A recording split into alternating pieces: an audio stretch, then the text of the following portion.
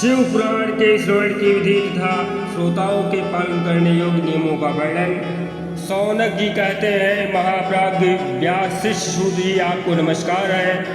आप धन्य हैं, शिव भक्तों में श्रेष्ठ हैं, आपके महान गुण वर्णन करने योग्य हैं। अब आप कल्याण में शिव पुराण के श्रवण की विधि बतलाइए, जिससे सभी श्रोताओं को संपूर्ण उत्तम फल की प्राप्ति हो सके।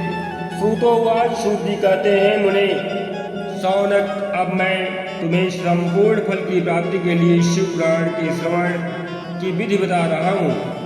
पहले किसी ज्योतिषी को बुला करके दान मान से संतुष्ट करके अपने सहयोगी लोगों के साथ बैठ करके बिना किसी विघ्न बाधा के कथा की समाप्ति होने के उद्देश्य से शुद्ध मुहूर्त का अनुसंधान कराएं और प्रयत्नपूर्वक देश में, गांव में, आई बगल, पास पड़ोस में, स्थान स्थान पर यह संदेश भेजे कि हमारे यहाँ शिव पुराण की कथा होने वाली है। अपने कल्याण की इच्छा रखने वाले लोगों को उसे सुनाने के लिए अवश्य ही पधारना चाहिए। कुछ लोग भगवान श्री हरि की कथा से दूर दूर तक वंचित हो रहे हैं। कितने ही स्त्री आज जो है भगवान शंकर की कथा कीर्तन से वंचित रहते हैं। उन सबको सूचना हो जाए, ऐसा प्रबंध करना चाहिए। देश देश में जो भगवान के शिव के भक्त हैं तथा शिव कथा के कीर्तन और श्रवण के लिए उत्सुक हैं, अर्थात सुनने के लिए उत्सुक हैं, जिज्ञासु हैं, उन सबको आदरपूर्वक बुलवाना चाहिए और आए हुए लोगों का सब प्रकार से आदर सत्कार करना चाहिए। शिव मंदिर में तथा तीर्थ में, वन प्रांत में अथवा घर में शिव पुराण की कथा सुनाने के लिए उत्तम व्यवस्था होनी चाहिए और सुनने वालों के लिए भी व्यवस्था होनी चाहिए उत्तम। इस प्रकार से स्थान का निर्माण करना चाहिए ताकि वहाँ सब लोग आसानी से बैठ सकें। केले के खम्भों से सुशोभित एक पूजा कथा मंडप तैयार करना चाहिए। उसे सब ओर से फल पुष्पों से, आग से तथा सुंदर चंदोई से अलंकृत करें और चारों ध्वजा पताका लगा करके तरह तरह के सामानों से सजा करके सुंदर शोभा संपन्न कर दें। भगवान शिव के प्रति सब प्रकार से उत्तम भक्ति करने चाहिए। वही सब जो है इस तरह से आनंद का विधान करने वाले हैं। परमात्मा भगवान शंकर के लिए दिव्य आसन का निर्माण करना चाहिए। कथावाचक के लिए भी एक ऐसा दिव्य आसन बनाना चाहिए जो उनके लिए सुखद हो। और मुने इस नियमों को जो है ध्यानपूर्वक सुनिए। भगवान श्री विष्णु और ब्रह्मा और महाप्रलय काल में महारुद्र स्वरूप शिव पुराण का जो अनुसरण करता है और श्रोताओं को इस प्रकार से यथायोग्य सुंदर स्थानों की व्यवस्था करनी चाहिए ताकि जो है ब्रह्मा विष्णु महेश इन तीनों महाशक्तियों के संयुक्त मिलन से महाशिव पुराण का श्रवण किया जा सके। इस प्रकार से जो है अन्य लोगों के लिए साधारण स्थान नहीं रखनी चाहिए। जिसके मुख से निकली हुई वाणी देहधारियों के लिए कामधेनु के समान अभीष्ट फल देने वाली होती है। उस प्राण वेता विद्वान युवक्ता के प्रति शतुच्छ बुद्धि कभी नहीं करनी चाहिए। संसार में जन्म तथा गुणों के कारण ही बहुत से गुरु होते हैं, परंतु उन सब में पुराणों का ज्ञाता विद्वान ही ब्रह्म गुरु माना जा गया है। पुराण वेदता पवित्र, दक्ष, शांत, ईर्ष्या पर विजय पाने वाला साधु और दयालु होना चाहिए। ऐसा प्रवचन कुशल विद्वान इस पुण्यमयी कथा को कहें। सूर्योदय से आरंभ करके 3:30 पहर तक उत्तम बुद्धि वाले विद्वान पुरुष को शिव पुराण की कथा सम्यक रूप से बांटनी चाहिए। मध्याह्न काल में 2 घड़ी तक तथा इस प्रकार से कथा करनी चाहिए, जिससे कथा कीर्तन से अवकाश पाकर के लोग जो है मलमूत्र का त्याग कर सकें। बीच में विश्राम होना चाहिए। कथा प्रारंभ के दिन से 1 दिन पहले व्रत करने के लिए वक्ताओं को क्षौर करना चाहिए, अर्थात मुंडन करा लेना चाहिए। जिन दिनों कथा हो रही हो उन दिनों प्रयत्नपूर्वक प्रातः काल का सारा नित्य कर्म संक्षेप से ही कर लेना चाहिए। वक्ता के पास उसकी सहायता के लिए दूसरा वैसा ही विद्वान स्थापित करना चाहिए। वह भी सब प्रकार के संशयों से निवृत्त करने में समर्थ हो और लोगों को समझाने में कुशल हो। कथा में आने वाले विघ्नों की निवृत्ति के लिए गणेश जी का पूजन करें। कथा के स्वामी भगवान शिव की तथा विशेषतः शिव पुराण की पुस्तक को भक्ति भाव से पूजा करें। तत्पश्चात उत्तम बुद्धि वाला श्रोता तन मन से शुद्ध एवं प्रसन्नचित हो आदर पूर्वक शिव पुराण की कथा सुने। जो वक्ता और श्रोता अनेक प्रकार के कर्मों से भटक रहे हैं, काम आदिशाह विकारों से युक्त हों, स्त्री में आसक्ति रखते हों और पाखंडपूर्ण बातें कहते हों, वह पुण्य के भागी नहीं होते हैं। जो लौकिक चिंता तथा धन गृह एवं पुत्र आदि की चिंताओं को छोड़ करके कथा में मन लगाए रहते हैं, उन शुद्ध बुद्धि पुरुषों को उत्तम फल की प्राप्ति होती है। जो श्रोता श्रद्धा और भक्ति से युक्त होते हैं, दूसरे कर्मों में मन नहीं लगाते हैं और मौन पवित्र एवं उद्देश्य शून्य होते हैं, वह ही पुण्य के भागी होते हैं। सूत जी कहते हैं कि शौनक अब शिव पुराण सुनने का व्रत लेने वाले पुरुषों के लिए जो नियम है उन्हें भक्ति पूर्वक सुनो। नियम पूर्वक इस श्रेष्ठ कथा को सुनाने वाला और सुनने वाला, इन दोनों के बीच में किसी भी प्रकार की कोई विघ्न बाधा उत्पन्न न हो और ताकि उसका फल जो है उत्तम प्राप्त हो सके। इसके लिए लोग जो है दीक्षा से रहित है, उनका इस प्रकार से कथा श्रवण में अधिकार नहीं हो पाता है। अतः मुने कथा सुनाने और सुनने वाले दोनों की इच्छा प्रबल होनी चाहिए, ताकि पहले वक्ता से दीक्षा ग्रहण करनी चाहिए। जो लोग नियमों से कथा सुने उनको ब्रह्मचर्य से रहना, भूमि पर सोना, पत्तल में खाना और प्रतिदिन कथा समाप्त होने पर ही अन्न ग्रहण करना चाहिए। जिसमें शक्ति हो वह पुराण की समाप्ति का तक उपवास करके शुद्धतापूर्वक भक्ति भाव से उत्तम शिव पुराण को सुने।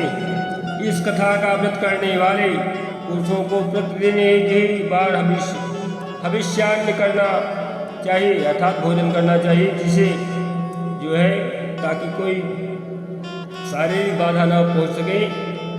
इसलिए जो है एक बार भोजन किया जाता है। जिस प्रकार से कथा श्रवण का नियम सुखपूर्वक सध सके वैसे ही करना चाहिए।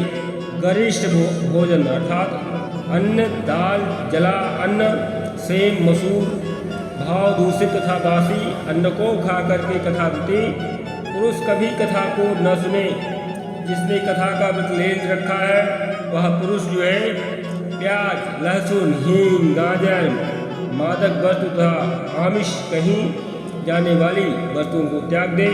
कथा का व्रत लेने वाला पुरुष काम, क्रोध आदि विकारों को, ब्राह्मणों की निंदा को तथा पतिव्रता और साधु संतों की निंदा को भी त्याग दे।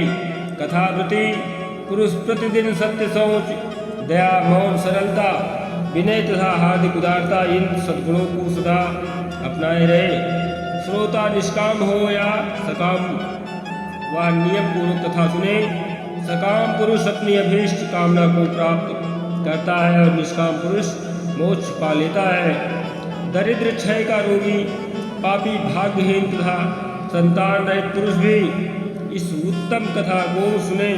काकबंध्या आदि जो 7 प्रकार की दुष्टा स्त्रियां हैं वह तथा जिसका गर्भ गिर जाता हो वह इन सभी को शिव पुराण की उत्तम कथा सुननी चाहिए। मुनि, स्त्री हो या पुरुष, सबको यत्नपूर्वक जो है विधि की विधान से शिव पुराण की यह उत्तम कथा सुननी चाहिए। महर्षि इस तरह जो है शिव पुराण की कथा के पाठ में श्रवण संबंधी यज्ञों की समाप्ति होने पर श्रोताओं को भक्ति योग प्रयत्नपूर्वक भगवान शिव की पूजा की भांति पुराण पुस्तक की भी पूजा करनी चाहिए। तदंतर विधिपूर्वक वक्ता को भी पूजन करना आवश्यक है। पुस्तक को आच्छादित करने के लिए नवीन एवं सुंदर वास्ता बनाएं और इस प्रकार से उसे बांधने के लिए एक दृढ़ एवं दिव्य डोरी लगाएं। फिर उसका विधिवत पूजन करें। मुनि श्रेष्ठ इस प्रकार से महान उत्सव के साथ पुस्तक और वक्ता की विधिवत पूजा करके वक्ता की सहायता के लिए स्थापित हुए पांडित्य का भी उसी के अनुसार जो है धन आदि के द्वारा उसको भी पूजा में शामिल करें और उसकी भी पूजा करें। उससे कुछ भी कम सत्कार उसका नहीं होना चाहिए। वहाँ आए हुए ब्राह्मणों को अन्न धन आदि का दान करें। साथ ही गीत वाद्य और नृत्य आदि के द्वारा महान शोर रचाए। मुने यदि श्रोता विरक्त हो तथा उसके लिए कथा समाप्ति के दिन विशेष रूप से उस गीता का पाठ करना चाहिए जिसे श्री रामचंद्र जी ने प्रति भगवान शिव से कहा था। इस प्रकार से यदि श्रोता गृहस्थ हो तो उस बुद्धिमान को उस समय श्रवण कर्म की शांति के लिए शुद्ध हविष्य के द्वारा होम करना चाहिए। मुने रुद्र संहिता के प्रत्येक श्लोक द्वारा होम करना चाहिए अथवा गायत्री मंत्र से होम करना चाहिए, क्योंकि वास्तव में यह पुराण गायत्री में ही है। इस प्रकार से शिव के पंचाक्षर मूल मंत्र से होम करना चाहिए। होम करने की शक्ति न हो तो विद्वान पुरुष यथाशक्ति हवनीय हविष्य को ब्राह्मण को दान करें। न्यूनता अर्थात न्यूनातिरिक्त रूपा दोष को शांति के लिए भक्ति पूर्वक जो है शिव सहस्त्रनाम का पाठ करना चाहिए, श्रवण करें। इससे जो है सब कुछ सफल हो जाता है, इसमें संशय नहीं है, क्योंकि तीनों लोकों में इससे बढ़कर के कोई वस्तु नहीं है। कथा श्रवण संबंधी व्रत को पूर्णता की सिद्धि के लिए 11 ब्राह्मणों को मधु मिश्रित खीर भोजन कराएं और उन्हें दक्षिणा दें। उन्हें यदि शक्ति हो तो 3 तोले सोने का एक सुंदर सिंहासन बनवाएं और उस पर उत्तम अक्षरों में लिखी अथवा लिखाई हुई शिव पुराण की पोथी विधि पूर्वक स्थापित करें। तत्पश्चात पुरुष उसी के आवाहन आदि विविध उपचारों से पूजा करके दक्षिणा चढ़ाएं। हृदयेन्द्रिय आचार्य का वस्त्र आभूषण एवं गंध आदि से पूजन करके दक्षिणा सहित वह पुस्तक उन्हें समर्पित कर दें। उत्तम बुद्धि वाला श्रोता इस प्रकार भगवान शिव के संतोष के लिए पुस्तक का दान करे। शौनक इस पुराण के उस दान के प्रभाव से भगवान शिव का अनुग्रह पाकर के पुरुष भव बंधन से मुक्त हो जाता है। इस तरह विधि विधान का पालन करने वाले श्रोतागण और वक्तागण श्री संबंध स्त्री माता लक्ष्मी जी की कृपा से धनदान से पूर्ण रहते हैं। स्त्री पुरुष बाल बच्चों सहित वह अंततः सुख को भोगते हैं। श्री संबंध शिव पुराण संपूर्ण फल को देने वाला तथा भोग और मोक्ष का दाता होता है। मुने शिव पुराण का वह सारा महात्म्य संपूर्ण अभेश को देने वाला है। मैंने तुम्हें इस कथा को सुनाया, अब और क्या सुनना चाहते हैं? श्रीमान शिव पुराण समस्त पुराणों के भाल का तिलक माना गया है, अर्थात मस्तक का तिलक माना गया है। यह भगवान शिव को अत्यंत प्रिय है। रमणीय भावों का निवारण करने वाला है। जो सदाशिव भगवान का ध्यान करते हैं, जिनकी वाणी शिव के गुणों की स्तुति करती है और जिनके दोनों कान उनकी कथा सुनते हैं, इस जीव जगत में उन्हीं का जन्म लेना सफल हो जाता है।